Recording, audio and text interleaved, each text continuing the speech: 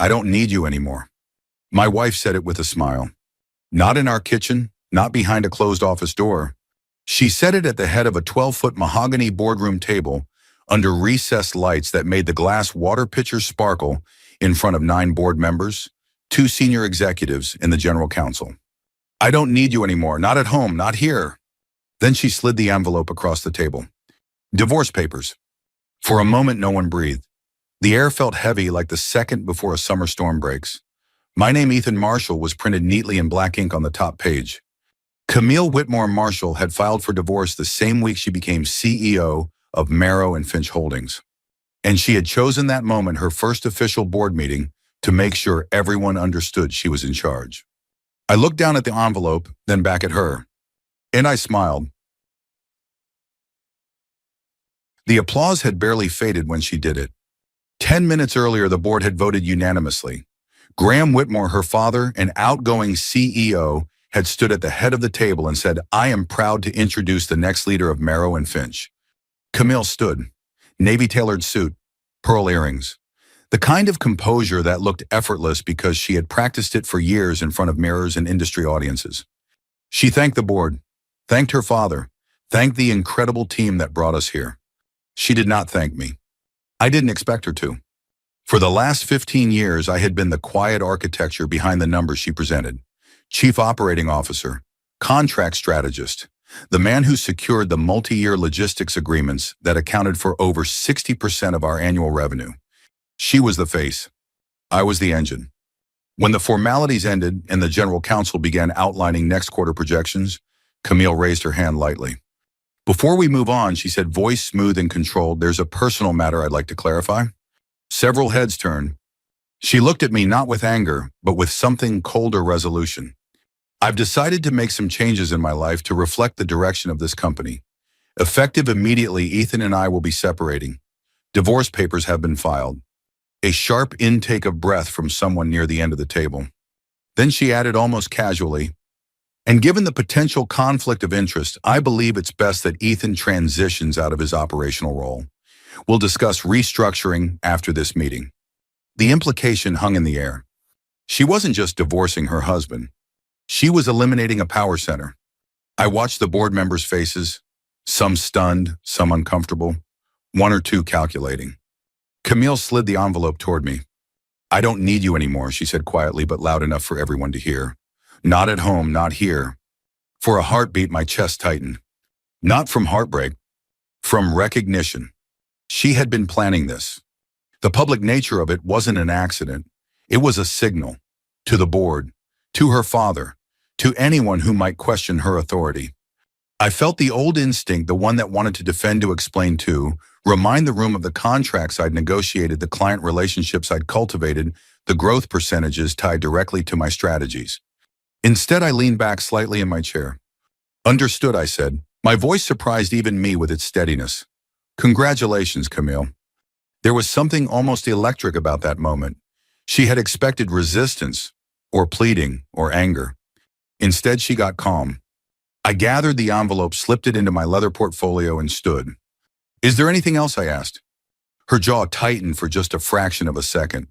"No, Ethan, that will be all." I nodded to the board. "Then I won't hold you up."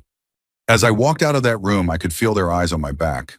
The door closed behind me with a soft click, barely audible over the hum of the building's HVAC system. 15 years. That's how long I had spent inside those walls. I didn't go to my office immediately. Instead, I stopped by the large window overlooking downtown Nashville. Late afternoon sun reflected off the Cumberland River in streaks of gold. The city looked the same, but something fundamental had shifted. My phone buzzed in my hand. A message from Renee Park, my executive assistant. "What just happened in there?" I typed back, "We'll talk in my office." When I finally stepped inside, the space felt different. Same corner view, same framed awards on the wall, same faint scent of leather and coffee. But I knew the way you know when a house has been sold that it wasn't mine anymore. Renee stood when I entered. Her dark eyes scanned my face.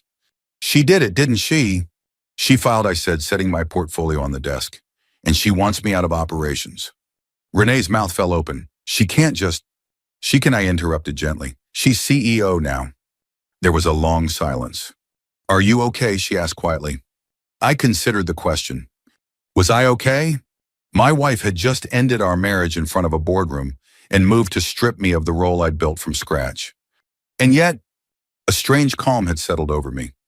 Yes, I said finally, I am. I walked to my desk and opened the bottom drawer, the one with the small silver lock. Inside sat a dark brown leather folder. It was thick, organized, labeled in clean block letters. Contingency updated. I ran my fingers over the cover. 5 years ago, when whispers of succession planning had first started, I had made a decision. Not out of spite, not out of paranoia. Out of prudence. I had created Marshall Advisory LLC. On paper, it was a consulting arm designed to streamline contract negotiations and improve tax efficiency. The board had approved it without much discussion. Why wouldn't they? Profits had increased 12% the first year alone. Over time, new service agreements had been routed through Marshall Advisory. Not hidden, not concealed. Just structured. Carefully. Legally. Strategically. Renee watched as I opened the folder and flipped through the tabbed sections: master service agreements, client addendums, assignment clauses. You knew this might happen, she whispered. I knew power changes people, I replied, and I knew I never wanted to be disposable. My phone buzzed again. This time it wasn't internal. It was Monica Hale, CEO of Hale Retail Group, our largest client. I let it ring once. Twice. Then I answered. Monica, I said evenly. Ethan, she replied, confusion clear in her voice. I just got an email from Camille. She says she's my new point of contact. What's going on? I looked out the window again, the city still glowing in late afternoon light. The next morning I thought it will be very interesting. Ethan, Monica repeated, her voice tightening. Why is Camille telling me you're stepping away? I leaned against the edge of my desk and watched the skyline shimmer beyond the glass. There have been some internal changes, I said carefully, but our agreement remains exactly as signed. A pause. With you, she clarified. Yes, I replied, with me. Monica exhaled slowly. Then that's who we're staying with. When the call ended, I didn't feel triumph. I felt confirmation. Renee was still standing across from my desk, arms folded now, studying me like she was seeing someone new. She doesn't know, does she? Renee asked. Know what? That most of our top-tier agreements route through Marshall Advisory. I closed the leather folder and slid it back into the drawer. No, I said quietly. She never paid attention to the headers. Ektum. If you had asked anyone in that boardroom to describe our marriage, they would have said it was strategic. Camille and I had met at an industry summit 15 years ago. She was already being groomed to inherit Merrow and Finch Whitmore money, Whitmore legacy, Whitmore expectations. I was a mid-level operations director at a regional logistics firm presenting on supply chain resilience. We argued during a Q&A session. She challenged my projections. I corrected her assumptions. Later that night, she told me she liked that I wasn't intimidated by her. I told her I liked that she didn't pretend to understand what she didn't. Back then, it felt like balance. Over time, it became contrast. Camille was built for rooms, cocktail events, investor dinners, charity galas where influence was traded in smiles and handshakes. She remembered names, made people feel seen, knew exactly how to hold eye contact just long enough. I was built for numbers, for contracts, for long conference calls where margins were dissected line by line until both sides felt satisfied. She shined in spotlight. I thrived in structure. When I joined Merrow and Finch as COO, it was because I had been asked not by Camille, but by her father. Graham Whitmore had pulled me aside after a quarterly presentation and said, we need someone who understands the machinery beneath the shine. I understood what that meant. Camille would be the shine. I would be the machinery. For years it worked. I negotiated the Hale Retail Group contract when they were hemorrhaging distribution costs.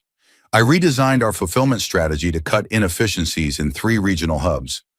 I structured the Calder Medical Supply deal with tiered performance incentives that secured us 5 years of guaranteed revenue. Camille presented those results at board meetings. And to her credit, she presented them well. But over time, I noticed something. Whenever a client referred to Ethan's team or Ethan's strategy, Camille's smile would tighten just slightly. Whenever her father praised operational growth, he would add, Camille has surrounded herself with strong support. Support, not partner. The first time I heard whispers about succession, it wasn't from Camille. It was from a board member who assumed I already knew. Of course she'll take the CEO role, he said casually over drinks. You'll keep running operations? I nodded. And that night, for the first time, I opened a blank document titled Marshall Advisory Structural Proposal. Not because I distrusted Camille, because I understood legacy. Legacy favors blood. 5 years ago, when I proposed routing new strategic contracts through a consulting LLC for efficiency and flexibility, Graham had barely skimmed the paperwork. Will it improve margins, he asked. Yes. Will it complicate reporting? No. Then do it. The board approved the structure. Legal reviewed it. Everyone signed. Camille called it Ethan's pet optimization project. She didn't attend the follow-up meetings. She didn't read the addendums. And she never noticed that over time the language shifted. Marshall Advisory LLC would serve as primary strategic partner. Merrow and Finch would act as fulfillment provider. The distinction seemed subtle. It wasn't. By the time she became CEO, 14 of our top-tier accounts were structured that way. Not hidden. Not disguised. Just overlooked. Westerham. Renee sat down across from me as another notification buzzed on my phone. Vince called her. I answered on the first ring. Vince. I just got blindsided, he said bluntly. Camille's email says she's consolidating communication channels. What's happening? She's stepping into her new role, I replied. And you? I'm reassessing mine. There was a beat of silence. You're the reason we signed, Vince said finally. Your team understands regulatory compliance at a level most firms don't. I appreciate that. If you're out, we need to review our position. I didn't promise anything. I didn't threaten. I simply said, let me confirm some things, Vince. I'll call you tomorrow morning. After that call ended, the office felt quieter. Outside my door, I could hear faint movement staff, unaware that tectonic plates were shifting beneath their feet. She thinks this is about authority, Renee said softly. It is, I replied, but not in the way she understands. My phone lit up again. Camille. I watched her name flash across the screen. CEO. Wife. Soon to be ex. I let it ring once. Twice. Then I answered. Hello, Camille. Her voice was controlled, but underneath it I could hear strain. Why are our largest clients calling me confused? I leaned back in my chair. Have you reviewed the contract headers? What are you talking about? The service agreements, I said calmly. Who they're signed with. There was a pause long enough for me to imagine her standing in her newly renovated CEO office, hand pressed against the glass desk, eyes scanning digital documents for the first time. You moved them, she said. They were structured with board approval, I corrected, 5 years ago. You can't just... I didn't just, I said quietly. I prepared. The silence that followed felt heavier than the one in the boardroom. You think this makes you powerful? She asked. No, I replied, it makes me not disposable. Outside my window, the sun dipped lower, casting long shadows across the city. She wanted to demonstrate control. But control and leverage are not the same thing. And tomorrow morning, she was going to learn the difference. I arrived at the office before sunrise the next morning. Not out of nostalgia. Out of strategy. The building was quiet at 6:15 a.m. The lobby lights dimmed to their overnight setting. My key card still worked. For now. I took the elevator to the executive floor alone, listening to the low mechanical hum as if it were counting down to something irreversible. When the doors opened, the hallway lights flickered on in sequence. The scent of fresh carpet cleaner lingered faintly. Facilities must have shampooed overnight in celebration of the new CEO. Camille liked everything polished. I walked into my office and closed the door behind me. The space felt smaller in the early morning light. My diplomas on the wall, framed photos from client site visits, the award plaque from the Nashville Business Journal recognizing Operational Innovation of the Year. I began packing. Not hurriedly, not angrily. Methodically. Each object into a banker's box. 15 years reduced to paper and glass. At 6:42 a.m., my phone buzzed. Monica Hale. Good morning, I answered. Ethan, she said without preamble, my legal team pulled the agreement. The master services contract is with Marshall Advisory LLC. Camille's email refers to Merrow and Finch as our primary provider. That's inaccurate. I sat down slowly in my desk chair. Our structure hasn't changed, I said evenly. Marshall Advisory holds the strategic contract. Marrow and Finch executes fulfillment. And if you're no longer there, then Marshall Advisory will continue to fulfill the agreement under its terms. There was a pause. Through whom Monica asked, I'm finalizing alternative partnerships, I replied. Your operations won't be disrupted. She didn't hesitate. Good, because we signed with you, not a surname.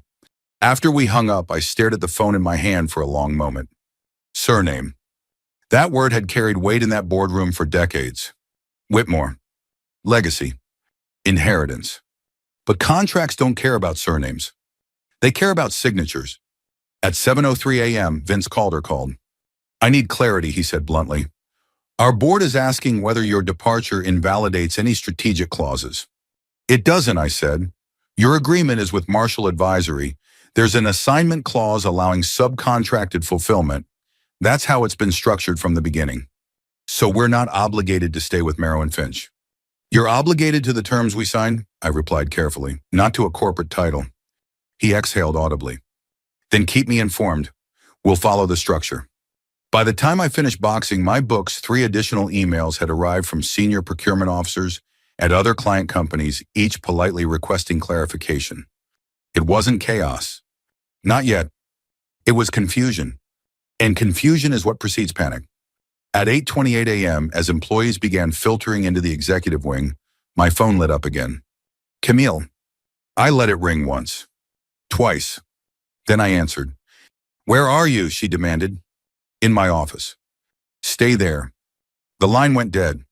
I leaned back in my chair and waited. Exactly 4 minutes later, my door opened without a knock. Camille stood in the doorway, perfectly composed in charcoal gray hair swept into a low bun. Only her eyes betrayed her. You moved them, she said quietly, stepping inside and closing the door behind her. I structured them, I corrected. You routed 14 of our largest accounts through your LLC, with board approval. You never told me. I presented the proposal 5 years ago. You said it sounded boring. Her jaw tightened. You did this because you didn't trust me. I did this because I understood risk. She took a step closer to my desk. Risk, she echoed. I am your wife. For now, I said gently. The words landed between us like glass. She placed both hands flat on my desk. You've put this company in jeopardy. No, I replied calmly. You did. When you assumed title equaled control. Her nostrils flared slightly. This is sabotage. No, I said again. This is business structure. For a long moment, neither of us spoke. The city outside my window was fully awake now. Traffic flowing, sunlight bright and unforgiving. You will attend an emergency board meeting at 10, she said finally. They want answers. I won't, I replied. Her eyes widened. You're still under contract. I was asked to transition out of operations yesterday, I reminded her, in front of witnesses. That was before I understood the scope of what you'd done. The scope hasn't changed, I said evenly. Only your awareness has. She straightened, folding her arms across her chest. You think this gives you leverage? I know it does. Silence again. Then quieter, you're willing to burn this place down. I looked around my office, the place where I'd spent half my adult life. I built most of it, I said softly. Why would I burn it? Because you're angry. I considered that.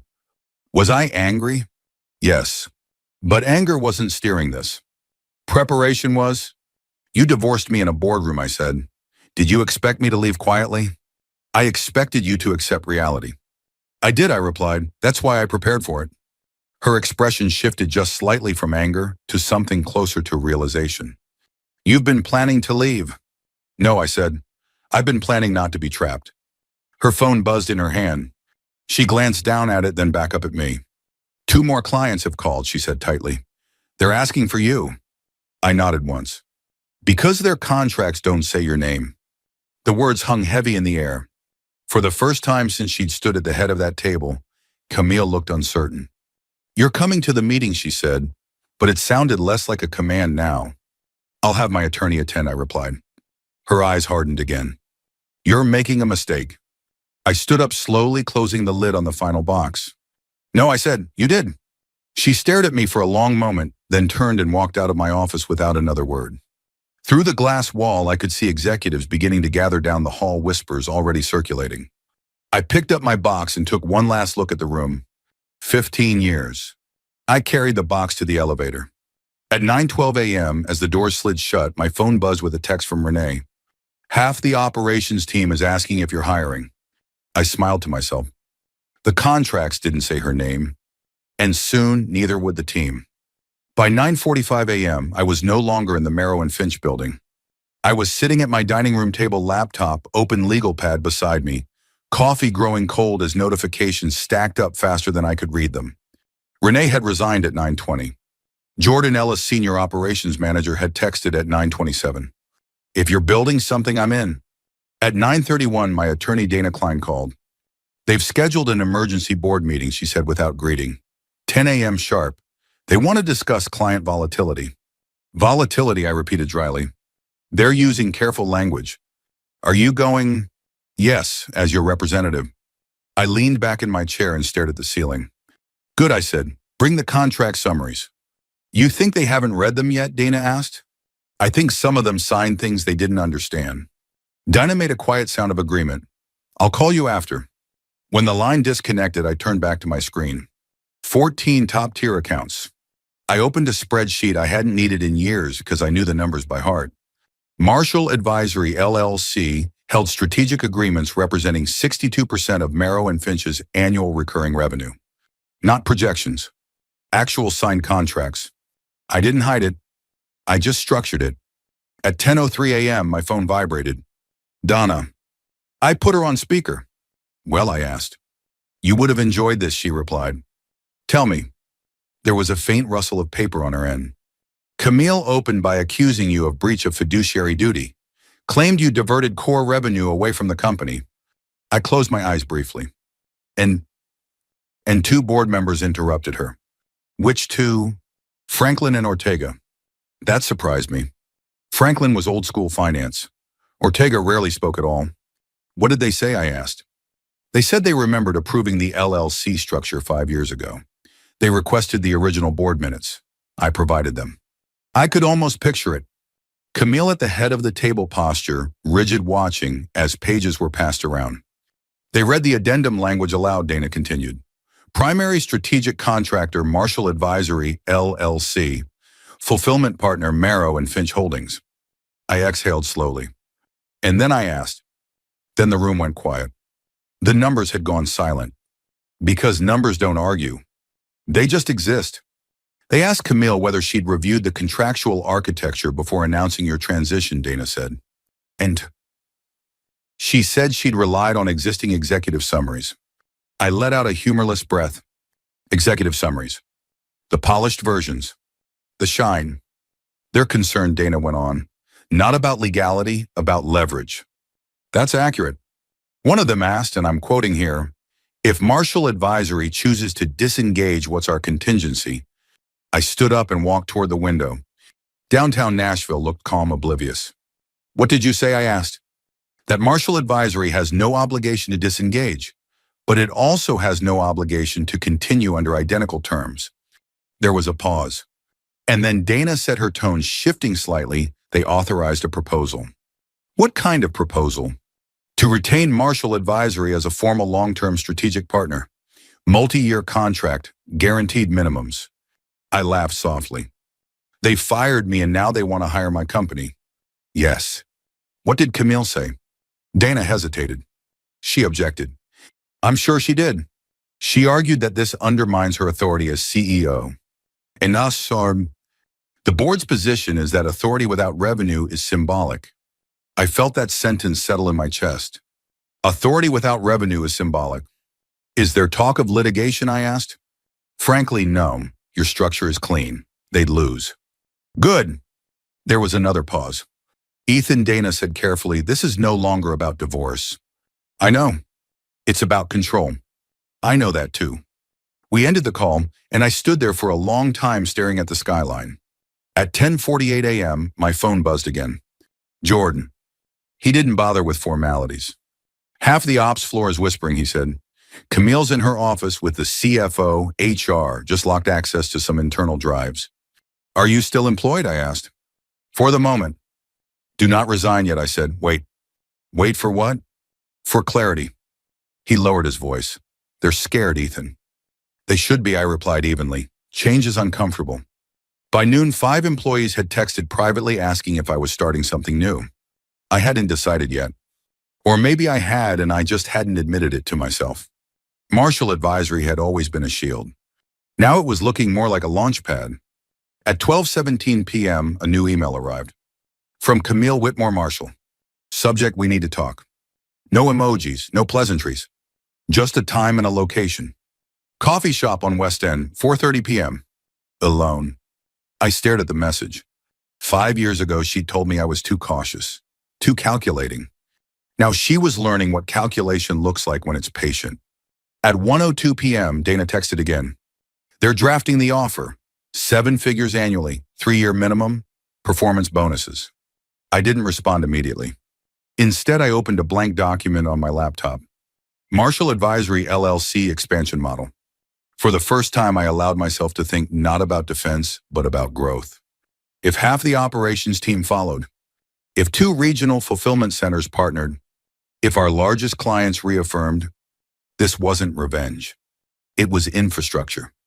My phone buzzed again, this time from Graham Whitmore. We need to talk, man to man. I stared at the message for several seconds. For 15 years, he had treated me as useful, never indispensable. And now, perhaps for the first time, he understood the difference. I set the phone down without replying. At 4:25 p.m., I walked into the coffee shop. Camille was already seated by the window. She looked composed, but not triumphant. And for the first time since she slid those papers across the table, I saw something else in her expression. Uncertainty. The day the numbers went silent had changed the room. Tomorrow it would change everything else. Camille didn't stand when I approached the table. She didn't smile either. The coffee shop was quiet for late afternoon, low jazz playing through ceiling speakers, sunlight filtering through tall windows and casting long amber streaks across the wooden floor. A few students hunched over laptops, a couple in the corner arguing softly about something that probably felt monumental to them. Compared to the last 24 hours of my life, it all felt distant. You look tired, she said as I took the seat across from her. So do you, I replied. Her eyes flickered for a fraction of a second, then steadied. They blindsided me, she said. No greeting, no preamble. Franklin and Ortega. They acted like this structure was obvious. It was documented, I said evenly. You could have told me. I did, I replied, 5 years ago. She exhaled slowly, fingers tightening around her coffee cup. That was operational detail, she said. You know how many things cross my desk in a week? I do, I said, because I filtered most of them before they reached you. That landed. Silence stretched between us, thick but not hostile. I didn't divorce you to humiliate you, she said finally. You did it in front of the board, I replied calmly. Her jaw tightened. I needed to establish independence. From me, from anyone who might think I inherited authority. I studied her face. You thought cutting me out would prove you earned it. Yes. The honesty surprised me. And did it, I asked. She didn't answer immediately. No, she admitted at last. Outside the window, a delivery truck rolled past, slowly blocking the light for a moment before moving on. You've put the company in a precarious position, she said. No, I corrected gently. I put myself in a secure one. And the rest of us. I leaned back in my chair. You assumed I'd fold, I said, that I'd walk away quietly, that the contracts, the relationships, the infrastructure would simply revert to you. That's how executive transitions work, she said sharply.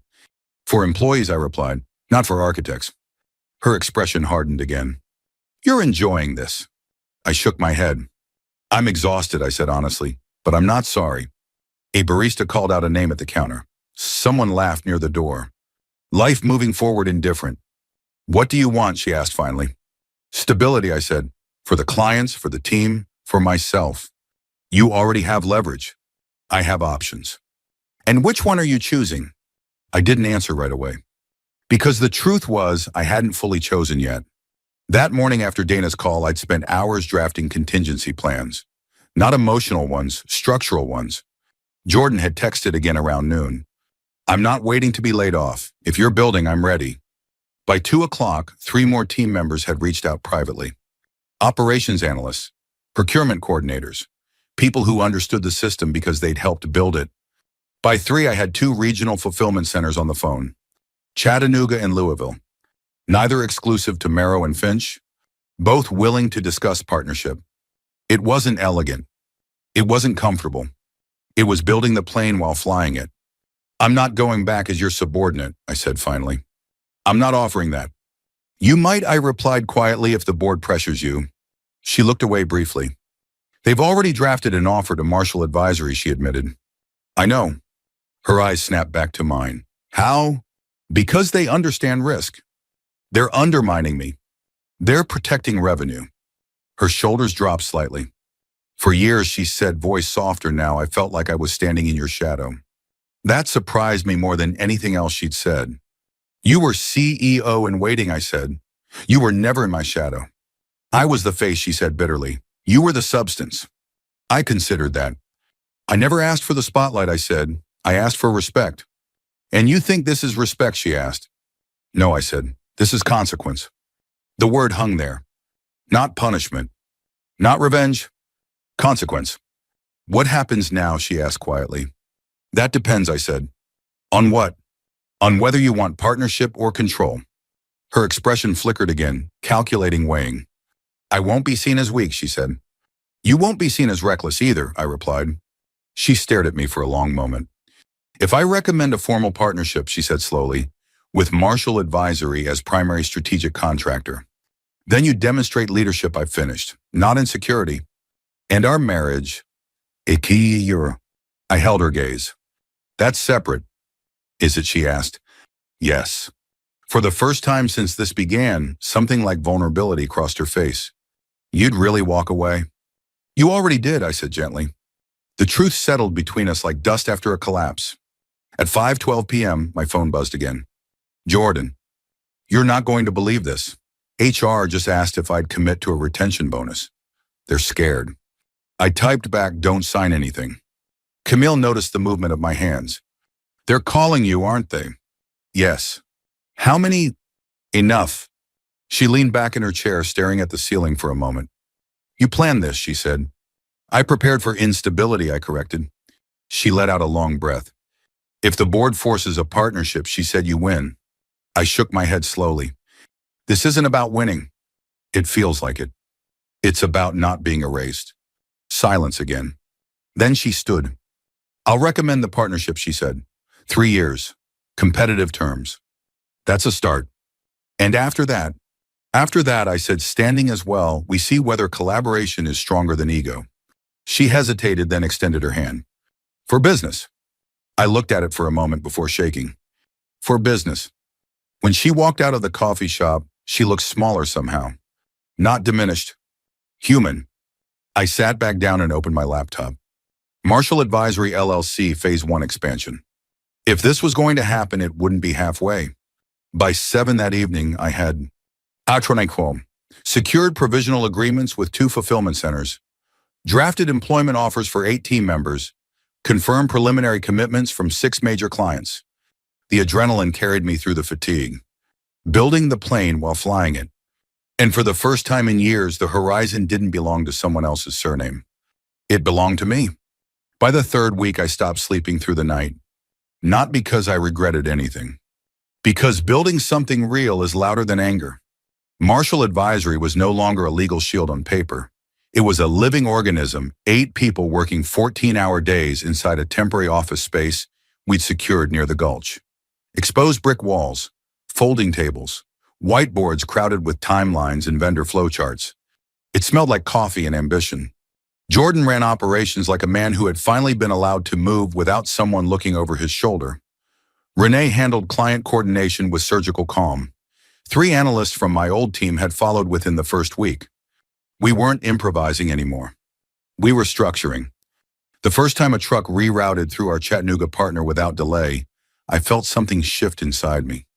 Not revenge. Momentum. On day 21, Dana called. They accepted your counter. I leaned back in my chair slowly. Clarify, I said. 3-year strategic partnership between Merrow and Finch and Marshall Advisory. Guaranteed minimum revenue, performance escalators, autonomy clauses. And the equity, 5% advisory stake non-voting, but profit participating. I exhaled. 5% wasn't control, but it was voice. And Camille, I asked. She fought it, Dana said plainly. The board gave her an ultimatum. Sign the partnership or step down. I stared at the city through the large warehouse window. What did she choose? She signed. There was no triumph in that moment. Just gravity. The following Monday, the official announcement went out company-wide. Marrow and Finch Holdings is pleased to announce a strategic partnership with Marshall Advisory LLC to enhance operational excellence and long-term growth. My phone didn't stop vibrating for hours. Former colleagues, clients, competitors pretending to congratulate. At 4:17 p.m., Graham Whitmore requested lunch. I accepted. He chose the same steakhouse he'd favored for decades. Dark wood low lighting, white tablecloths that absorbed sound like secrets. He looked older. Not frail. Just worn. You've done something remarkable, he said after the waiter poured water and left us alone. I structured something sustainable, I replied. He nodded once. I underestimated you. That's not new, I said calmly. He didn't flinch.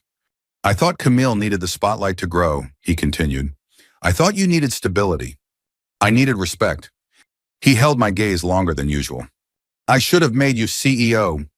The words landed with more weight than I expected. I didn't need the title, I said. But you deserved it. Maybe. But deserving and receiving are rarely twins. You're asking me to come back, I said, not a question. Yes. As what honor? CEO. I stared at him. And Camille? Serena Mamon. She would transition to Chief Marketing Officer. I almost laughed, not because it was funny, but because of the irony. She'd never accept that. She already has, he replied quietly. That surprised me. Conditionally, he added. Of course. She wants the two of you to attempt reconciliation. There it was. Business and marriage braided together again. No, I said. He didn't seem shocked. I won't return as a symbol of restored family unity, I continued. Marshall Advisory is stable. We're profitable. We have contracts independent of Marrow and Finch. You'd walk away from the legacy. I already did, I said gently.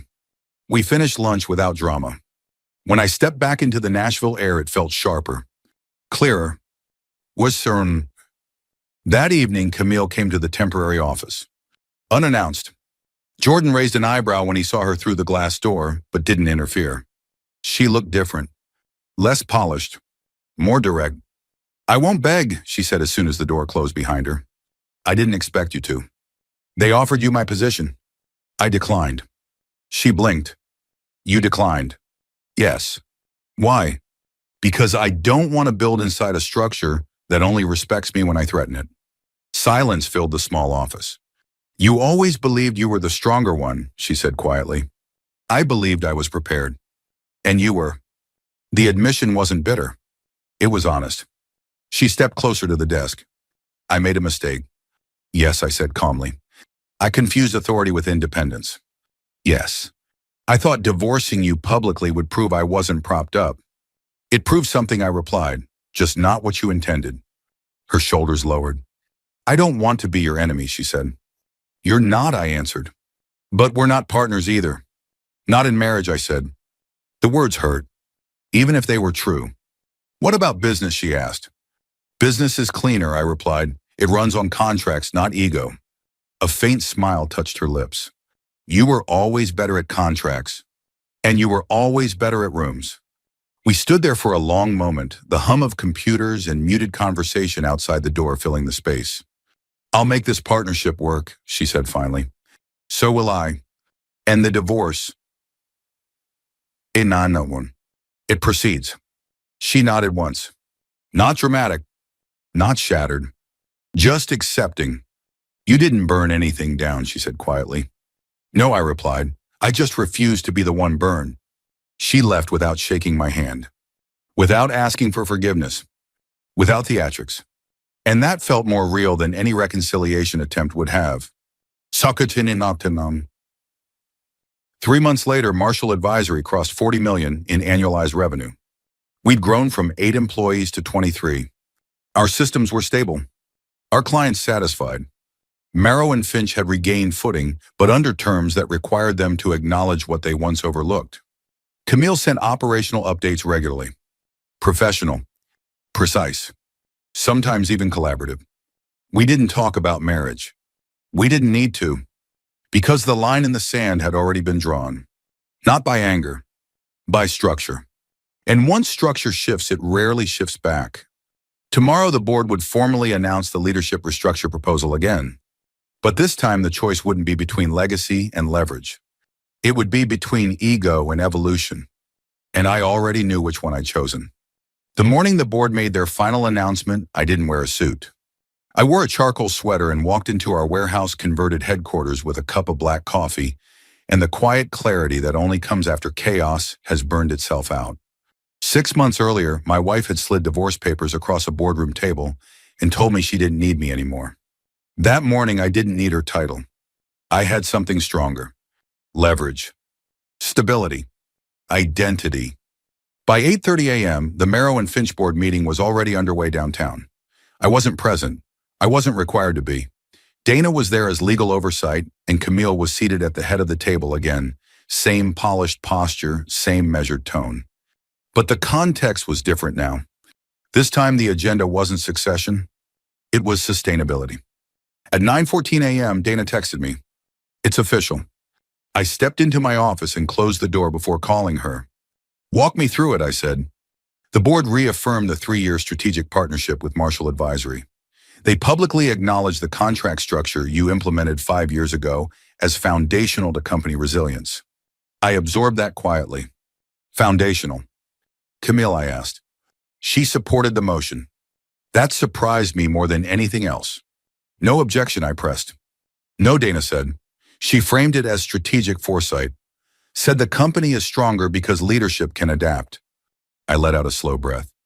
Adapt. That word mattered. And the CEO proposal, I asked? They revisited it, offered it again, formally. And I told them you declined. Silence settled in the small room around me. They asked if you'd reconsider in the future. And what did you say?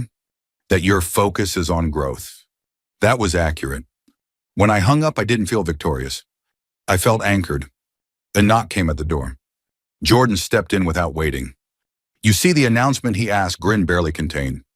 I did. They said your name in the meeting. That's new. They didn't say it quietly either. He leaned against the doorframe. You could have taken it back, he said. I know. You didn't. I didn't. He nodded once thoughtful. Good. Why? Because this, he gestured around the office, the exposed beams, the buzzing team, the whiteboard covered in quarterly projections. This feels earned. He was right. Nothing about this was inherited. Nothing was gifted. Everything was built. By noon, my inbox was flooded. Congratulations from clients. Requests from new prospects. Messages from former employees who'd stayed behind but now saw the shift. And then one message stood apart. From Camille. Subject, thank you. That was it. No elaboration. No attachment. Just 2 words. I stared at it longer than I expected to. At 2:00 p.m., I walked across the pedestrian bridge over the Cumberland River. The sky was clear, wind cutting across the water sharp and honest. For the first time since that boardroom moment, I allowed myself to replay it. Her voice. I don't need you anymore. She had believed power meant separation. Isolation. Erasure. What she'd learned and what I had too was that power is never about removing someone. It's about knowing what you bring when you walk into a room, and what remains when you walk out. That afternoon, I met Camille at the same coffee shop where we'd drawn the line in the sand. No lawyers. No board. Just 2 people who had once built something personal and discovered they were better at building something professional. You didn't take it, she said without preamble. To me. Why? Because I don't want to be CEO of something that only values me when threatened. She nodded slowly. That's fair. And you, I asked. I'm learning, she admitted. We sat in silence for a moment. Not hostile. Not tender. Just aware. I was afraid, she said finally. Of me, of needing you. I considered that. I never wanted you to need me, I said. I wanted you to respect me. She held my gaze. I do. It wasn't dramatic. It wasn't reconciliation. It was clarity. The divorce proceedings moved forward quietly in the weeks that followed.